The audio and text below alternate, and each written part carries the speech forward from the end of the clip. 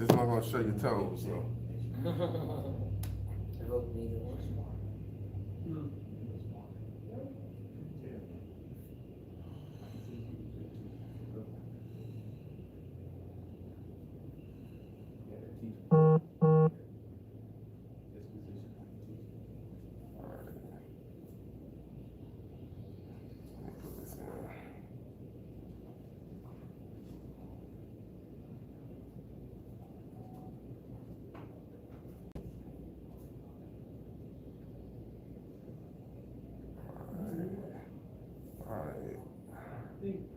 Okay, we live now.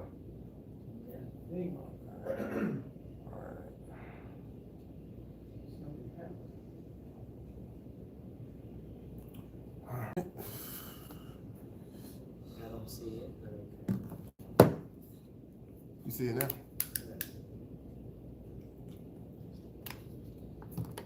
There we go.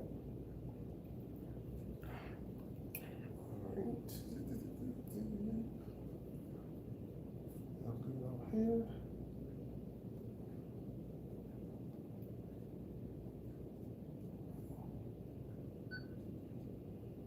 All right.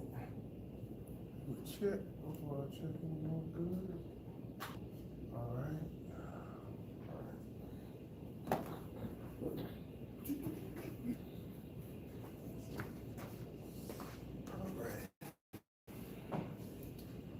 Okay.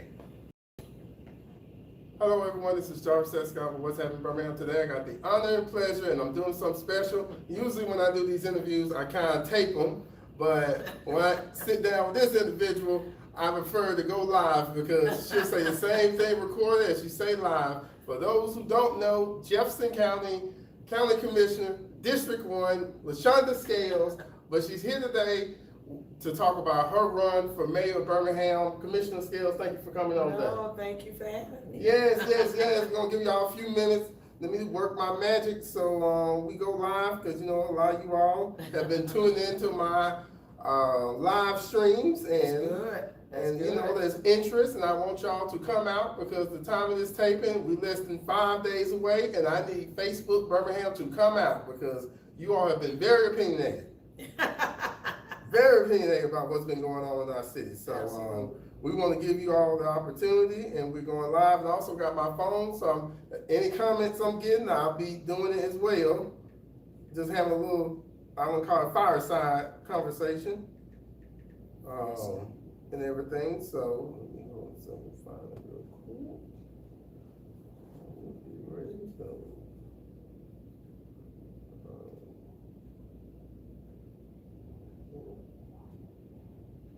Okay, so I guess the first question I want to ask you, Commissioner, why are you running for mayor? Well, for me, the reason why I am running for mayor is because Birmingham went from being #1 to #4 in 7 years, and due to population loss. We are now over 945 homicides. We're listed as one of the top 10 most dangerous cities in the country. When I ran for public office, let me begin by saying this, I understood what public service was all about. So I served on the city council consistently for 9 years. And then once I helped the current mayor become the mayor, it became very obvious that promises were made, but certainly were not desired, as in my opinion, for it to be kept. And then after I realized as a commissioner, somebody's got to make good on at least the influence that I had with the people of my district, that I still have to take care of those that I had responsibility for. So I ran for commission. We've been doing wonderful work there, have a lot to our testament in terms of the work we've done, but the shortness of it is then in 21, I realized, especially after COVID, so many people in my district, they kept saying, we miss you. You know, we don't have certain things like we once did. And I really kind of felt bad. One day I broke down and cried because I realized as a county commissioner, I can help you with county issues. I can't help you with day-to-day operations of the city. Yes, and you know, as we're doing this taping tonight, I'd like to kind of talk to you about issues in real time. Please. One of the things that I would like to say that you was wouldn't call it a prophet, wouldn't call yourself Nostradamus. Uh-oh. But one of the things you mentioned was that possible state takeover of the Birmingham Police Department. Yeah, yeah. And I read something, it was on, you can search it, it's on AL.com, that a particular state legislator is pre-filing a bill. Yeah. Possibly pre-filing a bill. No, already filed. Yes, to possibly, if we don't get these homicides or get our house in order, that they're going, that the Attorney General and the Governor can appoint. That's right. An interim police chief. That's right. So I just want you, I'm gonna start right there and let you finish. Well, first of all, House Bill 14 is what the original bill started out being. And the beauty of being at the county, I'm able to monitor what happens in 35 cities which that number includes Birmingham. And to make a long story short, I just see the moves in terms of what other cities are doing and their best practices. And I'm saying, it's not working now where I live. So if it works for other cities, it got to work for mine. And we're the largest in the county, although we're fourth in the state. So with that having said, then word got to me about this other bill, which was House Bill 14, about the possibility, due to the fact of the high number of violent crime in Birmingham, that the state would possibly be looking to take it over. So I started looking and researching in this bill. I'm like, well, why is nobody talking about it? Because people in Birmingham need to know, and especially when you're talking about the police chief, especially in the black community, we need to know that. And then I later learned, as I continue on to look into it, is that, well, this bill is going to come back up in 2026. I want people out here to remember, in 2024, during the presidential election, they kept talking about Project 2025. And Alabama kept being the test state that people kept talking about, including this president, right? So I think we have forgotten that this is actually a play out of some of that work, some of that Project 2025 coming to pass. That being said, now this bill, even though it got out of committee and because we lost the waterworks vote, they preferred to deal with that, and so therefore they said, well, it died. No, it never died. What it did was it just took a back seat to the waterworks vote. So then I'm like, well, what else is going to happen after the waterworks vote? Let me keep track with this bill. Well, now it's House Bill 36. While everybody was laughing last week at the city, as far as I'm concerned, talking about the pandemic and all of that, well, bottom line is that the next day, like we had the debate on Wednesday night, and then Thursday, all of this chitter chatter, or Tuesday night, and then, you know, you get all of this talk about the gold, the diamond necklace and all that. Then the next day, what happens? The state drops this bill, House Bill 36. Now, the changes between 14 and 36 is the fact that the governor and the attorney general, House Bill 14 was governor or the attorney general, and then now it says 6 months. Well, if you study anything about the Constitution of Alabama, which is 1901, the reason why there was a big talk about constitutional reform is because of the fact that it keeps changing, it keeps evolving, right? So it's the longest in the country. Now, that being said, this change of 6 months is just, to me, to get support. And now it does have Democratic and Republican support. But the two cities that they're aiming for, though it's a statewide bill, is Birmingham and Montgomery. Now, Montgomery's numbers have come down. It's never been as high as Birmingham ever. But we keep hearing crime is going down, crime is going down. And one of the things that I ask is, well, why would we need state intervention if crime was actually for real going down? We need to start questioning the source. This is an election year of when you hear crime is going down. And you're doing it against, you're comparing it against your record high year. And then you say, but it's down. No, we at 52, and we might be closer than that now, because last I read that someone says 55, but I know it's at least 52 reported. You just in August. You haven't gone past the major holidays. You haven't even finished the summer. Is that something that you want? Absolutely not. I don't want people out here dying and killing one another, but it's a fact of reality where we are. And that's why the state is talking about intervening. This bill is set to be read on January 13th, I believe, 2026. Who's running in that race? The governor. Your state reps, and then your state senators. So What you think is going to happen? More than likely, this bill is going to be passed. In fact, I've been told it will pass. Well, I started thinking, this is just me, not as a media company, but just me, just some thinking. You're a citizen of Birmingham, first of all. Well, I want to say this well, that when I first heard about the Birmingham Waterworks, two things came to my mind. Sure. What happened? Either it was incompetence or corruption. Yeah. That we lost. Yeah. The waterworks. Yeah. I'm gonna let you as the viewer decide which one it was. Well, probably let me give them a little bit more factual information. Okay. And then they can decide. Okay. Number one, here's the deal. Just like it is about this bill, the Waterworks bill for years has been a point of trying to take that away from Birmingham, right? So this actually was a conversation in 24. Okay. Birmingham didn't do anything about it. Okay. Okay. So then it comes back in 25. Starts off in the Senate and it passes, obviously, right? So one of the trickiest things that this current mayor thought that he could do is to let the governor sign the bill and then have a news conference and say, well, I'm gonna try to buy a multi-billion-dollar asset for $1. If you could have done it, you would have already. And why didn't you? When you realized this was being discussed, right? That's why the city of Birmingham, in addition to you having a mayor and a city council, they also have lobbyists. And you can't tell me you didn't know anything about it, because the two other council members that don't even have contenders, they went.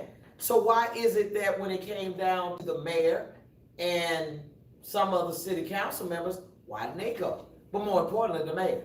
Okay, so what I want the viewers to understand is that we could have saved the Waterworks vote. The state doesn't own the Waterworks board. That's who actually owns the asset. What they have is the controlling votes, and that's what they took away from the city of Birmingham, because the mayor sat silent and was complicit. Now, if it's not true, then I always say beyond the one that is on the mayor's payroll, which is Kevin Datcher, bless him, but ask any of your legislators, did this mayor come talk to you about the position of the city before this bill actually passed? And what people don't know as well, that the Waterworks owns a lot of real estate. Yeah, absolutely they do. A lot of real estate. I don't want to miss up the names, but there's a lot of lakes here in Alabama that they own. Yeah. That's just lost. That's right. One of the things you mentioned as well is that, this wasn't just the beginning. In addition to the state takeover of the Birmingham Police Department. That's right. You think possibly the airport authority? Absolutely, because see, when you already realize that you don't have any real defense, like back in the day when Arrington was the mayor, then one of the things that I've been told that he would do is lawyer up with the city, and they would constantly fight the state government about state takeover to prevent that, right? But you got a situation now where it's like we like playing games on social media, but we're doing nothing in terms of the work to protect the city's interests. That's how you protect the citizens. You protect their interests, and it's called assets. And where we are right now is that they said that the state wasn't going to take over the Waterworks vote. Well, look at you now. Now you're down to 7 votes. Only two of those votes are Birmingham appointed, one by the mayor, one by the council. And the sad reality of it, they changed the name of the Waterworks Board to let you see how official it is. This is a state law. This is not a bill. This is a law now. And so in order for that to be changed, now we got to go back and see about what we can do to change the law. Well, what will I do as the mayor? Okay. We have a law department. That law department is paid millions of dollars to protect the city's interests legally. We will employ that the city of Birmingham's law department fight on our behalf, so we tie this asset that was once the controlling vote for us, we tie up the asset in litigation. And as long as we're able to litigate, that brings the state back into a posture of now renegotiating with the city of Birmingham. because truly the asset started out being ours, and in 1999 it was sold. So a lot of times, I know it sounds like, God, that's a lot of history, but that's how they keep taking from you as a taxpayer, because when you don't know what they're taking. All you hear is what the news is talking about, and I'm here to make sure that you have as much information as possible so you can make an educated choice this upcoming Tuesday. Well, I want to go back to this population thing, because we went from 1 to 4 did not happen overnight. Didn't happen with one mayor over a series of mayors. No, that's not true. Oh, okay. So, but I think of you as a problem solver. Yes. So, how do we get back to being the number 1 most populated city in the state? Well, first of all, that's a good question. Okay. And I'm glad that you said that, because you are part of the community. And the community may be thinking, well, that came after a couple of mayors. Actually, it didn't. Mm-hmm. In 2017, all you got to do is Google on your phone. Birmingham, Alabama population, 2017. You come up with about 211,000 and some change. Mm-hmm. And then you put in 2025 Birmingham, Alabama population. Mm-hmm. It look like you're doing that on your phone, or you may be looking I'm looking at at the comments. Yeah, and then you're going to see that more than 16,000 residents are not in Birmingham anymore, whether it's by death or it's people left, they're gone. Well, City of Birmingham says, but no, that's not true. Everybody didn't get counted. Well, if you know that federal money getting to your city matters according to the census, or state funding according to the census, then why would you not repeal that and say we need a more accurate count, let's recount? Because you know that the city's funding depends on federal and state contributions, right? So what I would do is, first of all, recognize that people are leaving. The only way you can begin to fix a problem, you got to realize that people are leaving. So a part of why are they leaving gets to be the next step. Why are they leaving? A lot of times people say, well, it's the crime, the high violent crime. Then some people say, well, no, Scales, it's the crime and it's the school district. Then they say, well, I'm going to be honest with you, Birmingham doesn't have affordable housing. What about this? I'm stopping too. Yeah. Birmingham has a Fortune 500 company. Yeah. Here. Yeah. A long time. Yeah. Yeah. But see, these are things that as a mayor, you got to be able to lean in to see why they're leaving. They're not just leaving. Because what I have found is that Jarvis, being a commissioner, you observing 35 cities, including your own. And mind and funny, the other ones, as in Hoover, they're populating. Matter of fact, Hoover is now the 6th largest populated city in the state. They outpaced Tuscaloosa. You heard what I said. Oh, wow. Hoover, the city of Hoover right now has over 92,000 residents. Oh, wow. And they're fastly catching up. Mm-hmm. And that's what we stopped doing. Birmingham has to do what it takes to compete. We've got to compete. We're not going to just be number 1 because we can. Mm-hmm. Because guess what? I was a part of Leadership Alabama. Mm-hmm. And I never forget calling someone, and I told them from a business perspective, I said, let me just tell you something. This is just based on observation. Mm-hmm. I said, Mobile, if we're not careful, is going to surpass Birmingham. At that time, we became second to Huntsville. And they said, no. I said, no, I'm telling you what I saw. Mm-hmm. Because as a commissioner, what I saw was that I went down there to that port. That port, as you well know, also do cruises and all that. Oh, yeah. But that port has international trade. Yeah, they bring a lot of and it has railroad. And they are having their own airport. Mm-hmm. I'm like, you got all these different forms of transportation to be able to do commerce. If they get some more annexation, they are going to surpass Birmingham, where they did. So that's why I'm talking about, we got to, first of all, that's why we got to address violent crime. Okay. Stop saying crime is down, because the people who live here know differently. You hear the gunshots, you know people getting shot. And listen, even if it doesn't result in a homicide, which is a death, you still have people that are getting shot every day. That's not a quality of life. That's survival. You got to address that. You also got to address the problem of blight in your community. Our communities are not attractive. Most of Birmingham needs to be cleaned up, overhauled, And we've got to do a better job in that. Also, we've got to provide opportunities for business growth and development so we can provide jobs for our folks. Do you think, no pun intended, that we need to do like a Doge Birmingham? Just reimagine city government, because it's not working, effectively. City government works when those who you elect working for the government actually work. And it's kind of like what we talked about in the debate. They said, well, what would you do in order to make Birmingham better? I'm saying Birmingham can be better if you use the same model that you use in downtown and south of Birmingham. You just have to expand that throughout Birmingham. It's working. They have a livable, walkable community.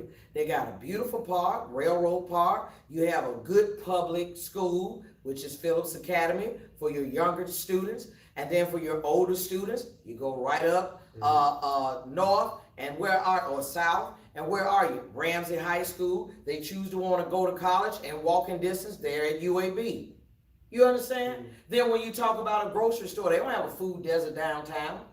I never forget when I was on the council, that's one of the things that opened up when I was on the council, which was a Publix downtown. And I became really alarmed because here I am in District 1, representing the largest populated district in the city. You mean tell me we can't have one? And we have persons who have individual disposable income, meaning they got money. They can spend it, right? So all you got to do is take that model and you expand it throughout the city. That's the only reason why Birmingham stopped growing, because we started pitting one community against the other and then treating those who we go get votes from, you treat them like second-class citizens at the expense of trying to impress a segment of the city instead of working for the entire city. So you don't have to go and reimagine.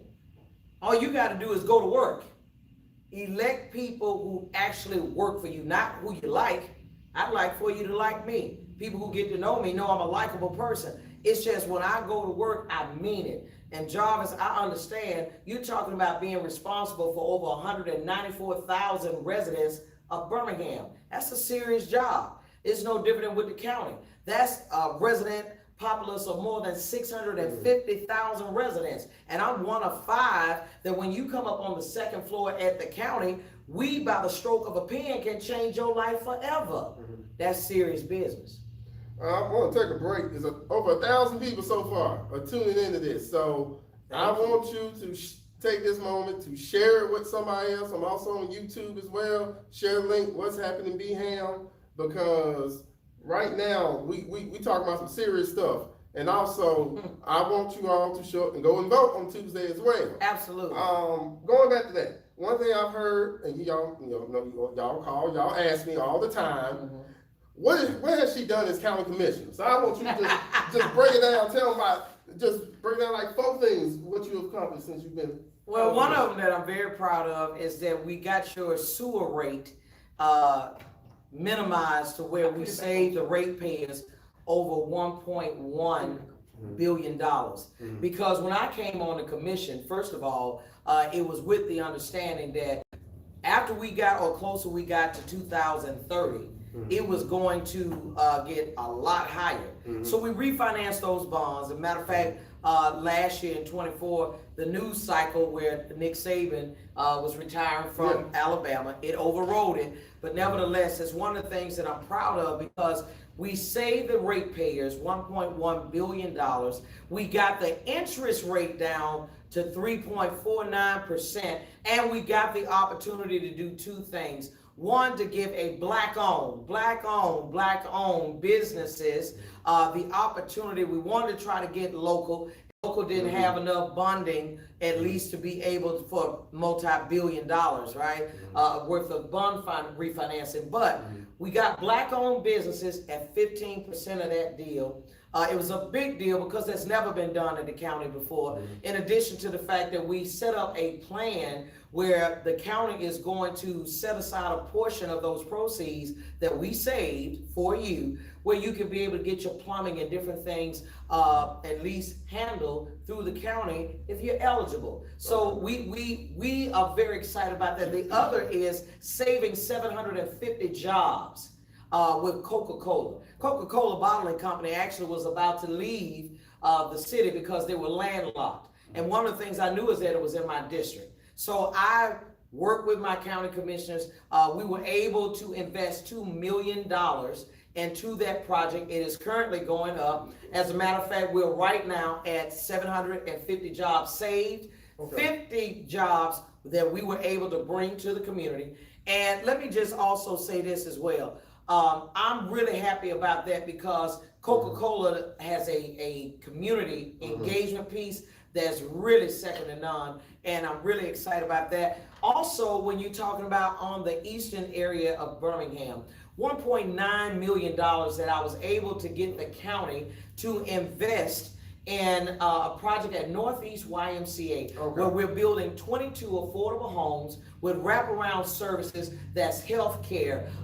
We're providing child care. We're doing a lot of resources that right there on the property, like literally it's their own community, and we're giving first-time home buyers an opportunity through Habitat for Humanity. Oh, that's nice. Okay, and then one of the other projects, because we've got a lot, can I give two more? Yeah, go ahead. Okay, the other is on the west side, a 2-year pilot program that's over at Daniel Payne, which is called Daniel Payne Pantry, and to meet the food desert need that was right there in the community, did $400 and I think about $72,000, so that we can establish a data, so that we can be able to sell that area as relates to bringing in a food chain or food grocer, right? But even that was with a black-owned business called Good Art, and partnering with the AME Church. So I'm real excited about that. Also, Magic City Classic.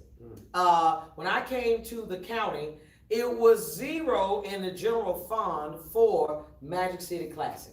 And I am so happy to announce that as of last year, we had what I call the administrative order. That's what the county calls their ordinances and so forth. And anyway, to make a long story short, now, into whether I'm in office or not, Magic City Classic funded at $400,000 per year. Don't even have to come to the county. Change the order in order to be able to get it done. So there are a lot of things I can say that I've gotten done. And that's what I meant when I say you don't have to reimagine anything. Just the people that you elect, they need to work for you. They just got to work and be able to do just like I did. I didn't have to refer to a cue card. I just look you in your eye and say, this is what I've done. And that's not even all of what I've done. Because you always done that hashtag, she works. And then when she was saying that, I was saying, oh, boy, she worked in that. Projects I didn't even know about you in touch. Absolutely. And then the thing about it, I want to go back to the Coca-Cola. That area was an eyesore. That Absolutely. Has been gone for years. I didn't know it was that many acres over there. Yeah. And if you go, as a matter of fact, if you're coming from the west side toward east, all you got to do is look over to the right-hand side. You'll see that construction. It didn't take forever to build, right? I've only been a commissioner for 7 years, okay? And so here we are right now. That building is already going up. We did a ribbon cutting on it over in last year, and that building, if you go by there, is up. But that's saving 750 local jobs. And then bringing on 50 more jobs. That's a total of 800 jobs. And then with those 50, making sure that the people within that community, if they are qualified, they can be able to work right there at a corporation right there in the neighborhood. Yeah. Well, I want to go back to public safety. What will Birmingham Police Department be if you're mayor? Yeah. Well, first of all, let me say this. I am a firm believer that, especially in Birmingham, the black community has to see the police in the protect and service mode. Therefore, it's not just about arresting folks. So let me get that cleared up. I am looking as a mayor that you first of all start with the chief down, and people say, well, Scales, are you planning on keeping Pickett, or what are you going to do? This is what I tell anyone who has ever worked for me. If you work, you got a job. You don't work, you don't have a job. All you got to do is prove to me that you're working. If we got these hot spots, I want us, a part of my comprehensive plan is that, first of all, you got to identify the hot spots that are in this city. That's the job of law enforcement to do so. And most importantly, we've got to get a patrol mechanism, and we do that by taking these blighted properties, and what I'm proposing is allowing those officers that patrol that given community, let them have one or two of those homes, right? And I'm talking about per officer, not one officer having 2 or 3 homes.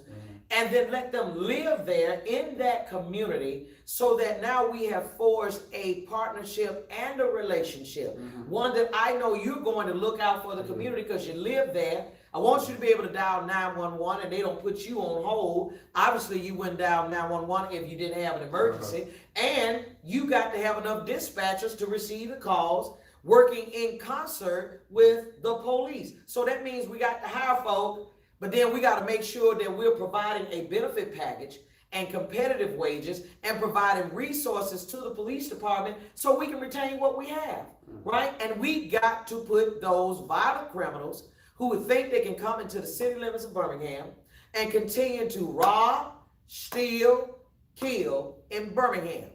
We've got to reduce that significantly, because what they're going to see in a Lashunda Scales as your mayor, we're going to enforce our laws.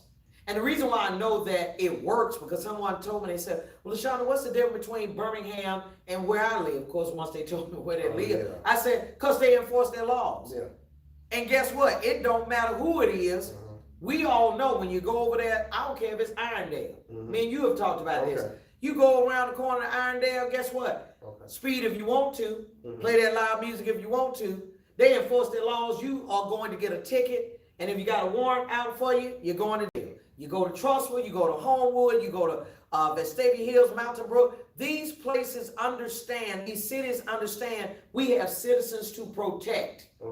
And we have an image to protect. And we don't ever want the image of Birmingham to be everything illegal, go to Birmingham. They're not going to do anything about it. Under a Scales mayor, you're going to have law and order.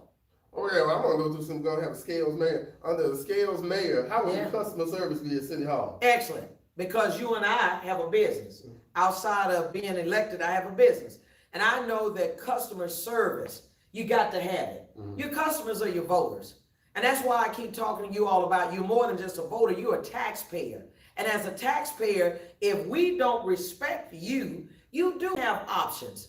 I know if you don't have means, yeah, it makes it harder, but I will be honest with you, Jarvis. I've seen even people who are on a fixed income who have opted to leave Birmingham because they're saying, listen, we're paying more taxes than any of our other neighboring municipalities, and yet we get treated the worst. So what I'm saying is we got to just be very aware. Your customers are the voters. The voters are what? Taxpayers. And that's the way I treat my people anyway. That's why I work so hard. Because I realize my people, I owe you an explanation in terms of how I do what I do, but I also treat you with the respect that you're due because you're my boss. Yeah, absolutely. So customer service also shows up in your attitude. And when we went to school, your attitude determines your altitude. You can't be a #1 city with a bad attitude. Well, I'm gonna stay in this lane real quick. I'm gonna stay in this lane. So under if you're mayor, you can't do it all. So you need a team. So I'm gonna ask you some things, and it's live. I know how you are. We'll chop it up, tape it, but I'm gonna cut straight to it. If you're elected mayor, will you have an executive staff that makes at least $200,000 a year? Well, no, and let me say this. I do believe you get what you pay for. But one of the things that I know for me, I'm going to be looking at those persons who actually live in Birmingham. Because I think that it's shameful that we hire folk who don't live in the city limits but want to get the paycheck from the city. And in addition to that, let me say this also. You don't have to have as many positions. You know, that's one of the things that this current mayor got on William Bell for, because you got all these different folks and this, that, and that. When you understand business, you get the best bang for the dollar. If you do pay someone a certain amount of money, yet you cut out another position and they're doing a dual role, then people can understand that. What they don't understand is that if you are chief of staff, if you are chief financial officer, that's your only job, And what do you do? Because right now we're in distress. So, I mean, what do you do? Am I making sense? Also, I will say this too. I believe you should have the best, most specialized people working on behalf of citizens. Because what has happened over time, you all as voters seem to think that the government is one individual. It's not. The government is comprised even now with this mayor. I hear people saying, well, he can't stop crime. Yeah, but he can police it. And let's talk about the he. The he is the police department. You have over 3,000 city workers that you, not the council, you give directive to. So you are, just like the president of the United States, just like the governor of the state of Alabama, you are the executive branch of government, and all these folks that manage the day-to-day operations of that government, you are the one that they hear. So it's no longer, let me get that straight. It's no longer just one person. It never has been. You can promote yourself that way, but I don't think that that's the best way to do it. So I want you all to understand that you have a team of folk that's already there. That's why you have all the department heads and they report to the mayor only. Well, you know, when I think of city workers, I mean, and I brought the executive staff out, the first thing I think of is the people who pick the trash up, the public works people. Okay. We don't have that many people. No, as a matter of fact, I'm going to tell you why you don't. All right. Jarvis, you can't get around here and pay folks $12. These are adults. You paying them $12 and $15 an hour. And then hot weather, cold weather. It don't matter what any time of the year. You're exposed to a lot of dangerous elements when you're out there picking up trash. And that's what I mean when I say about mutual respect. You know, one of the things that I realized when I was on the council, I always said I never liked when it got to be an election year where we just all of a sudden we're going to play games with their pay. No, we need people working all the time. You know why? Because they deliver the city services to the customer. Who is the customer? The residents and taxpayers of Birmingham. But you got to pay these folk right. So you can't expect adults with inflation going higher, but we still at the same pay of back in the day. How you do that, Jobs? Yeah. If the folks at City Hall and these key jobs, they're making X, how come we're not doing what we need to do to make sure that everyday people who are having to interface the public and be around these dangerous environments, why we're not paying them? Pay them. And then even with inflation, I mean, it's called cost of living. That's what we used to call it, cost of living. Cost of living's gone up. Yeah. So, you know, and then I'm gonna break it down even more. That, okay, say whether you live in Birmingham or you come here for work in Birmingham, one thing you're going to encounter is these roads. So yes, Lord. let me just paint a picture. Or you driving, you hit a pothole. Yeah. You get a flat tire. Yeah. Or you drive on roads that's messing up your alignment. Yeah.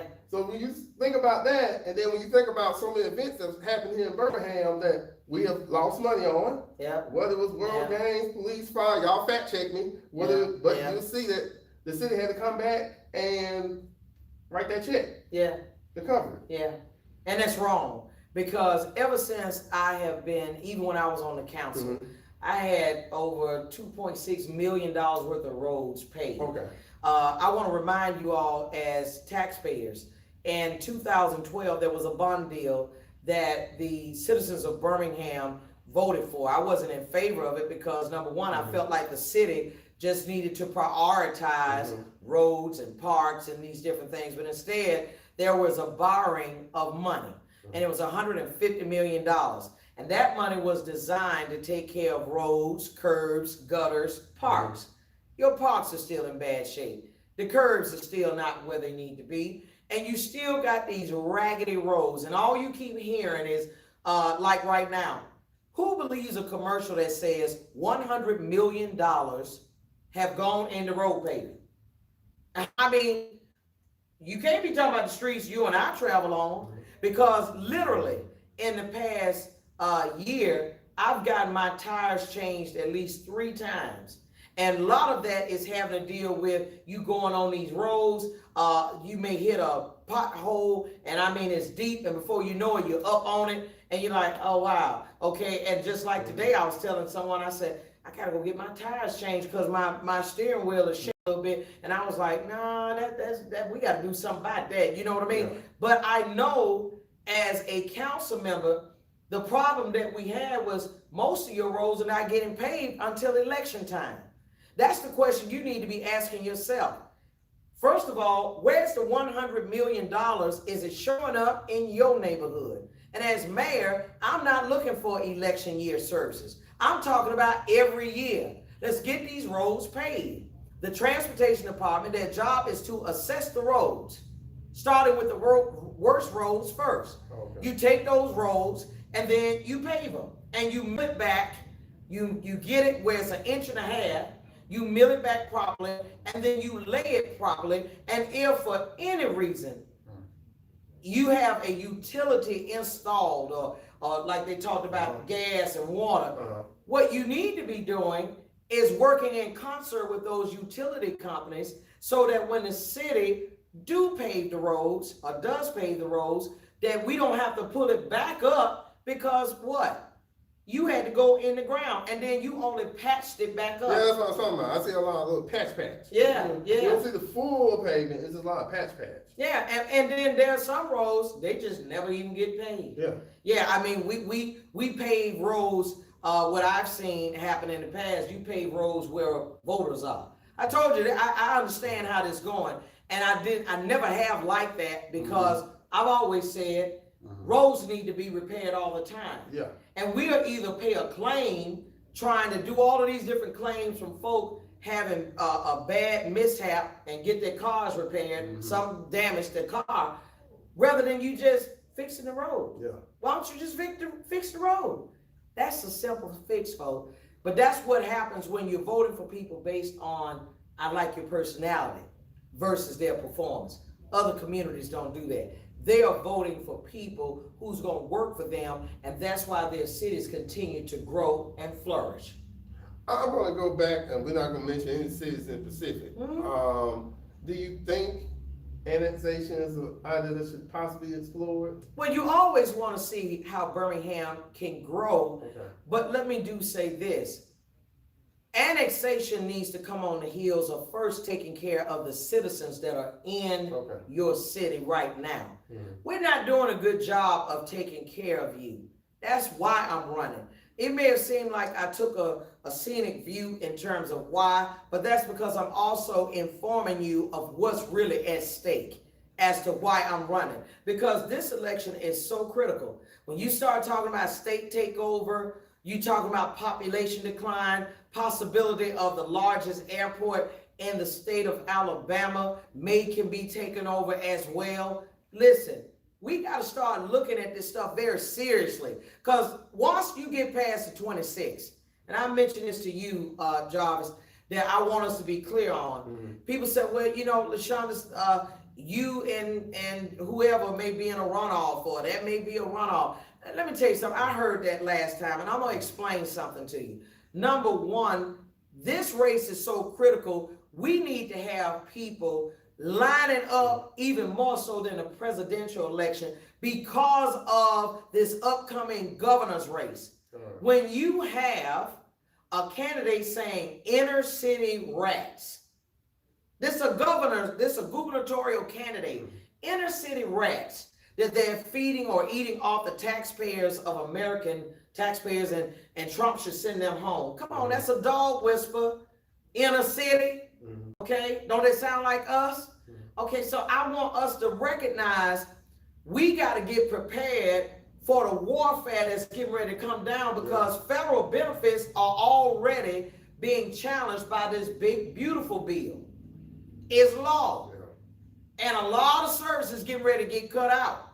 And the state, because now we're number 4. I told you about that state funding. Federal funding getting cut out. HUD is getting ready to be challenged. Section 8 getting ready to be challenged. We're going to have to strap up in Birmingham like never before, because we're the most densely populated black city in Alabama. Yeah, that's what's on the ballot on Tuesday. That's why I'm so serious about you. When people say, well, she seems so serious, it's because I know a lot. When you know a lot and you know the trap that lies ahead, I wouldn't be fair and honest to say I love you if I change from being that person. I might as well give up this job. Because I'm gonna be honest with you, I was working a city council job just as passionate, and you know that. Yeah. And I was just as passionate and was only earning $27,000 a year before taxes. I never even brought home $1,300 a month. Oh wow, yeah. And I had to pay insurance out of that. Yeah. So my labor of love has always been there. But I cannot see you struggling, and I said, but I love you. So that's really to us on the ballot. It's not about how you feel about the person that's currently in office. Look at your neighborhood. Look at your raggedy roads. Look at the fact that you don't have a decent grocery store in your local community. That lets you know how they feel about you. How they feel about you. Because this person has, for lack of better words, they're living in a very expensive home, and they have a community that's only, 2 minutes away from Mountain Brook, and they're not struggling. But they want to trick you to think, well, I can relate. Well, I'm sorry, Jarvis and I don't live too far from one another. We struggling. And if you live in any major portion of Birmingham, whether it be east, north, or west, you struggling too. So it is what it is. Yeah, and the thing about it is, like I always tell people too, there's been a lot of debate on Facebook about this upcoming election. Yeah. One thing I would tell people too is that people who are supporting certain candidates, you need to read behind the tea leaves. There's a reason why they're supporting certain candidates. Some people may have financial interests in things. Yeah. Or they may be paid to say some of these things as well. Yeah. So research and Google and even ask AI to give you more. I've been shocked, Jarvis, about some of these people who have come out that's actually on the payroll of this current mayor in terms of their campaign. Because you need to know this, over $1 million in advertising has gone into this city election, right? I never forget the last time they had the president of the United States came and endorsed this mayor. And what did that do for us? If you got these relationships in Washington, D.C., I didn't see it do anything to improve our quality of life. See, I don't mind you having relationships, especially if they're going to yield or give us an advantage. But if we on the same level, if not worse, then what is that? Is that about a personal gain? Because let me just say this too, Jarvis. Had Kamala Harris, and which she was at that time, vice president, but obviously a presidential candidate, this man was on his way out the door. And those of us in politics, we know that. He didn't want to have to come back to Birmingham. He really thought she was going to win, and he was promoting himself in Washington, D.C. corridors, as well as his memoir, okay? While we are having homicides like every other day, people getting shot every day. And instead of you writing a crime plan, instead you got your staff writing a memoir, a book for you. That's the question you need to be asking. Where did those proceeds go? Okay, since you say you get so much for the city of Birmingham, like I asked the question about the $100 million. Where did that go? I don't see it. In addition to that, and many of you don't see it, but in addition to that, 2,500 homes, 2,500 homes. Do you know that, Jarvis, that's a whole neighborhood? Okay. And then you said, but people are leaving Birmingham. If you tore down 2,500 homes, that's at least 2,500 persons, even if it's one person that left your city. That's the truth now, Jarvis. And we got to stop playing these games. And that's why I'm telling you, I'm pleading with you. You got not just go vote for me. I need you to get out of that house. I need you to start Googling. And like you said, fact check all of us. That's why I told the mayor, listen, you can fact check me. I'm good. If I said over 16,000 people left the city of Birmingham, I can be able to tell people this is how you go and factor it. I want you to be able to know. But what I'm not going to do, Jarvis, is trick and deceive you as taxpayers of Birmingham, as human beings. I owe it to you to be honest. And if I'm not going to be honest, you don't need in 4 years to vote for me either. But I've never had a job with the government, whether I was a council member and even since I've been a county commissioner, that I was fired off the job, meaning that I was unelected because I didn't do my job. Okay. I always did my job because, like I said before, the people need me at work. That's what you elected me for. Well, I think, a lot of things that we're talking, people want to throw at you saying, well, your job shopping. Okay. And it's a lot of Actually, I'm not job shopping. Yeah. I will tell you this. I was at the city for 9 years. Okay. I want to make sure, first of all, everybody hear the facts. I was at the city for 9 years. I didn't run for anything else in those 9 years until I realized when I helped this current mayor. And I saw, really before he put his hand on the Bible, because I never forget that at that time, Bail had gone through some little extra where he could stay there an extra month. So then the mayor and the council weren't sworn in at the same time. Okay. And this mayor right now ended up being November when he was sworn in.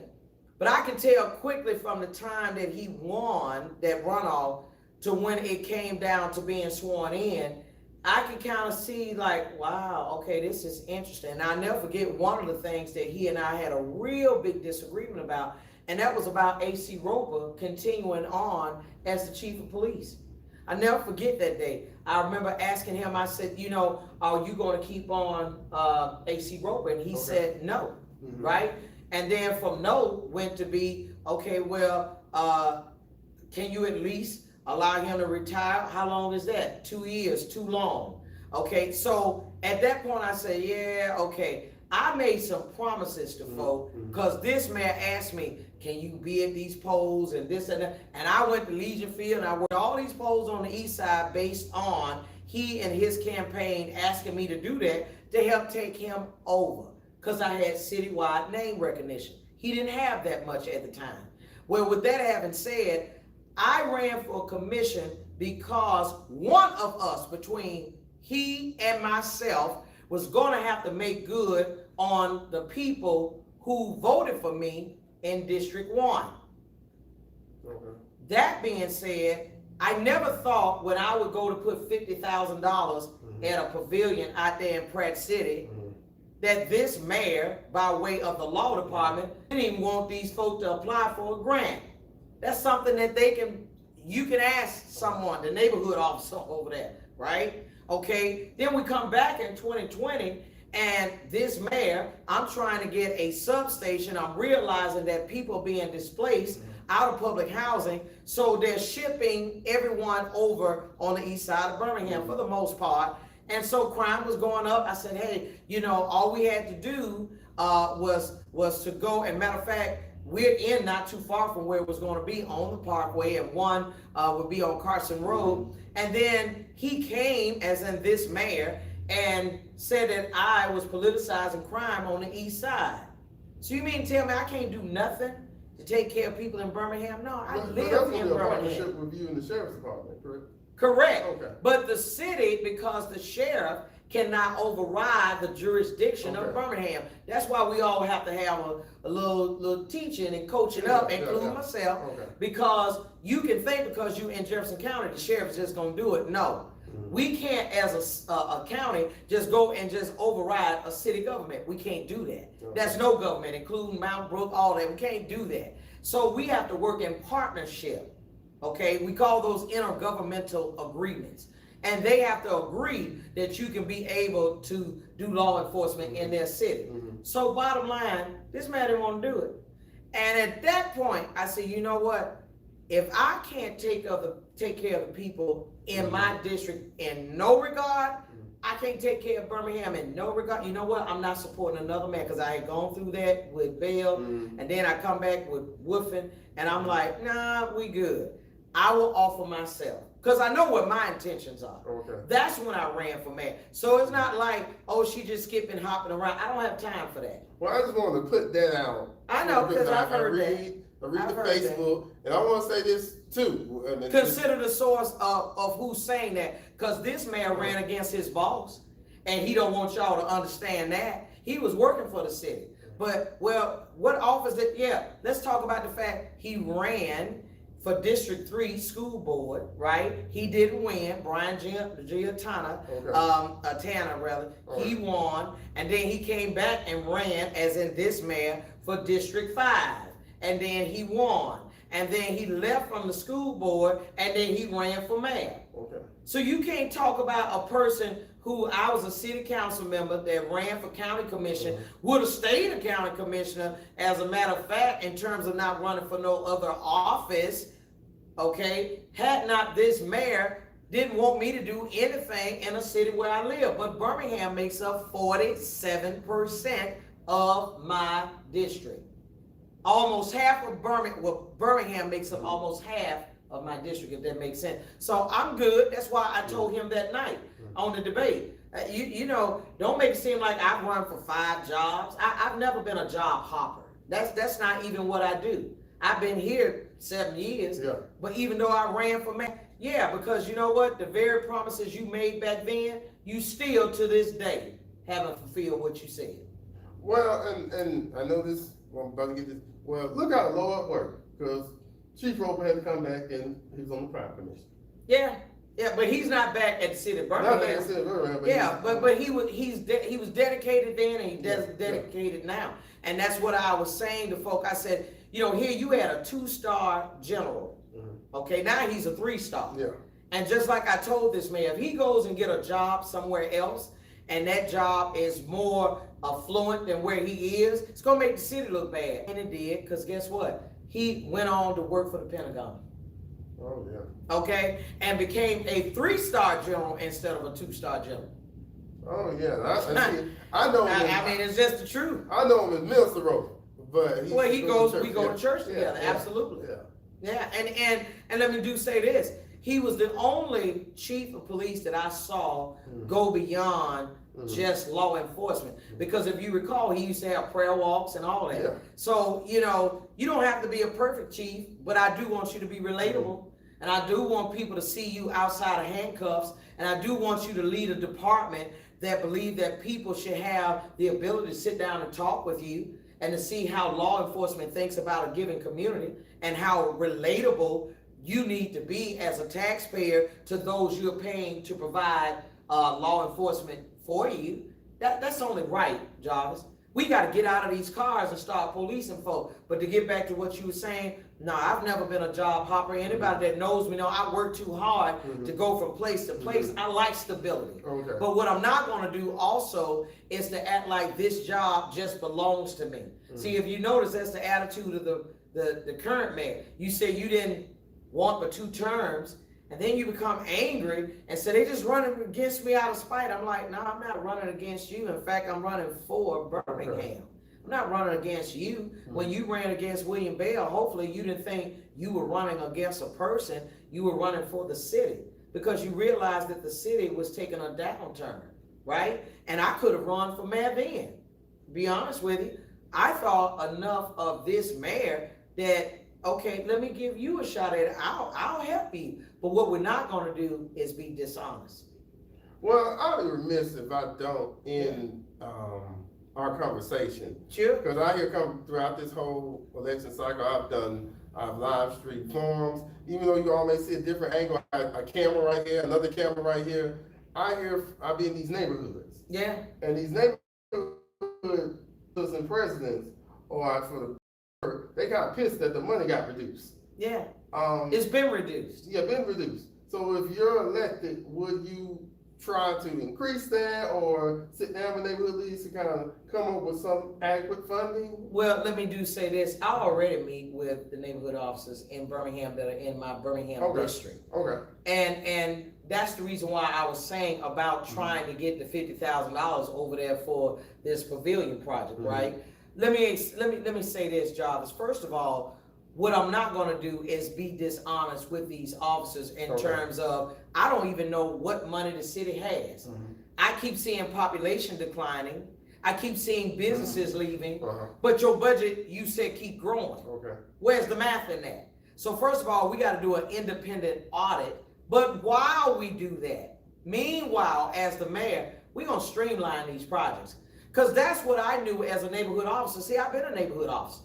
And one of the things that I know that the city would do is bottleneck projects. Okay. So you can have a project, and then William was good about that. He would say, well, they're not spending the money. Well, not if it's locked up in the cages of the law department. You got to move these projects and make sure that whatever legal that needs to be done, whatever vendors that need to be paid, let's pay these folks and do it in short order. It's not like they're getting paid, right? And then when the opportunity presents itself, why would I not want to increase it? What can you do with $2,000? Matter of fact, I was reading something very interesting today, because as a neighborhood, I've always disagreed with this. If you only receive $2,000 from the city, why would they want you to pay for things related to schools, related to speed bumps in your community? Why? You only receive $2,000.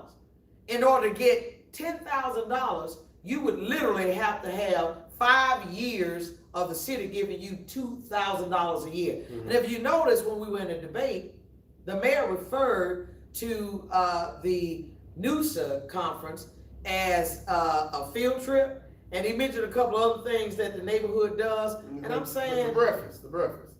And no, I know what he said, and I was like, I didn't understand that. I didn't understand that, because if the neighborhood officers, and they are, I've been one, we're your boots on the ground. They're hosting these monthly meetings. They're helping you to be able to have a voice for the citizens. Why would you not try to give them what they need in order to be able to operate? I've been a part of some neighborhood meetings. It's just downright disgusting that you have been waiting for years to get a printer. Oh, wow. You've been waiting for years to get a laptop or a desktop in order to be able to operate. No, that's not right. So what I'm saying is, I would streamline the process until we find out exactly how much money we have, so that when we do make a promise, we're going to deliver on that promise. I'm a promise keeper. Promise keeper. So, final thoughts. Anything you want to leave with the viewers, the voters? You can wave on that side, Facebook right there, on that side is YouTube right there. Okay. Any final thoughts you want to? Well, again, I always want to thank you, Josh, for being a very grounded force in media. I think that a lot of times we take our own for granted, and I think a lot of times we don't give the credit that is due. So I'm glad that you have been like the focal point, especially in this election, where your company has been able to participate. But we got to have you in more circles, and you know that, and I do. Yeah. Okay? And I want to say to you all from the bottom of my heart, don't get tricked by the politics. We have suffered long enough in this city. We have suffered long enough. The facts are the facts. You don't have to take my word. You can Google, we were number one, according to Forbes, as being one of the top 10 most dangerous cities in the country. According to Milken Institute, we are one of the poorest run cities in Alabama. That's why the mayor couldn't fact check me, because I'm correct. Committed to you is that I am a being. Anything that I know that needs to be done, I'm trying to be there to rectify, not trying to justify it, but to rectify it. Admit that we're losing people. Admit that people are dying on the streets of Birmingham. Admit the fact that we need to do a better job with supporting Birmingham City School students, so we can be able to provide jobs and be able to have qualified folks to show up on these folks' businesses when jobs are made available. This Tuesday, don't try to be a political analyst. Do your own research, and don't be talking about a runoff. If there's a runoff, fine, but you got to run to the polls the first time. The first time. That's how this works. If you don't come out and vote and you say, well, I'm going to see whoever's going to be in the runoff. I've heard that before. Was it a runoff? No. Because we didn't have but less than 30,000 people that came out to vote. I take that back. We had about 38, forgive me. It's about 38,000 and some change to go vote. but we're a population of 194,000 plus folks. But we'll watch them argue on Facebook. Yeah, well, and let me say about that too. Yeah. Watch these influencers. Click on their profile pages, and what you realize, a lot of them don't live in Birmingham. Because I'll tell you something, anytime more than $1 million is being poured into trying to convince you to vote for a particular candidate rather than you writing on your record, some in the milk not clean, and you all are smart. I tell people all the time, if you get the information, all I got to do is give it to you. Tell you where to go and find out. You will make the right choice. But right now, I can tell you, the popularity and all of that, I mean, if that be the case, some of us feel like we got name recognition. I'm talking about performance. Personality or performance versus personality. Style over substance. No, we want to turn that substance over style. And guess what? You can even have style, but be substantive. I want Birmingham, just like you, to become back number one, to go back to being number one. I want Birmingham to be safe for me and you, for the next generation. Not just our generation, for the next generation. I want Birmingham, a civil rights town, to go off from being on the worst run city in this state, to get off the list of being one of the most dangerous cities in the country. So this Tuesday, August 26th, I want you to vote for a mayor that not only cares for you, but I put my record on the line, I put my life on the line. I have done all that I can do to show you that I am well worth your vote, okay? That's why you hear me talking about the battle scars. I got the battle scars of standing up and fighting for what's right, even though politically I was attacked. I get it. It comes with the job. That's the reason why I said on Tuesday, August 26th, I want you and I together, forget the TV ads, all that. Let's take back our city. Let's take back our city. And in 4 years, if Lashunda don't prove to you that I am not worthy of the job, don't even vote for me. I probably won't even ask for you to vote for me, because that's the way I do. I want you to know, in short order, you're going to see changes, immediate changes. We got to get these vacant lots taken care of. We got to make sure you're safe, number one, and we got to make sure that this city is back on track in a way that you can feel it. And so I look forward to you showing up at Focus. I'm going to be there, and I want you to meet me there or beat me there.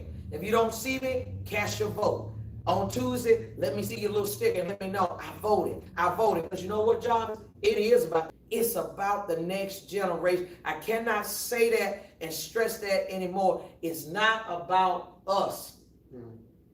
Bishop Calvin Woods is going on now. A lot of our civil rights folk, they're leaving us, Jarvis, and it is about the next generation. Will you be able to go back home and look at your children, look at your grandchildren or great-grandchildren and say, I voted right, or did I vote for someone that kept showing me some TV ads, but I know that my community don't look nothing like what I see on TV. Go by what you see. Go by what you're hearing. You hear the gunshots. You got to do something about it. The we is me and you, with over 3,000 city workers banding together to work for you. And another thing I want y'all to do too, I want you all, before you go to the polls or when you go in that booth, pray. I know for sound religious, pray for this concern. Do not go off of your feelings. Let the Lord lead you who to vote for, but also you got to hold these people accountable. That's one of the things I love about doing my interviews is with these candidates is you can go back, because YouTube is forever, and then they do what they said they were supposed to do. Absolutely. And that being said, I know it's a couple days left. Anybody that want to come on my podcast, I don't run. I come to you all. Yeah. Get these folks on tape. You came to me. Yeah. Get these folks on tape. So if you want to reach out, everybody know how to find me in Birmingham. That's right. That being said, thank you all for watching. Thank you, Commissioner Scales. Thank you for your public service.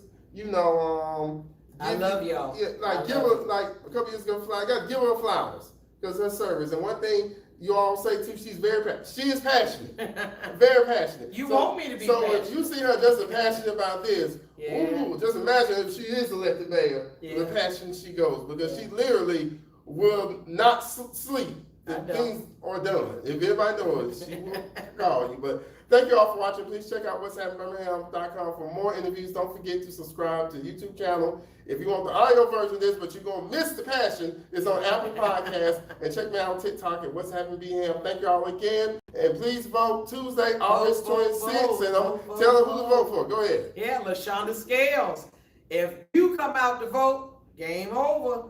Thank you. Thank you all. Bye-bye. Thank you. Okay.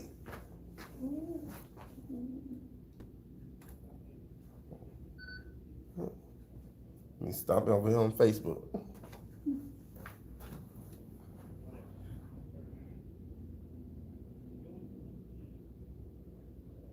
Let me tell you, he was talking shit the most on Facebook. You'll probably see in a minute. Kwani. That's a little downstairs. Somebody, because I talked about weed. Oh, I gotta turn the live off on him.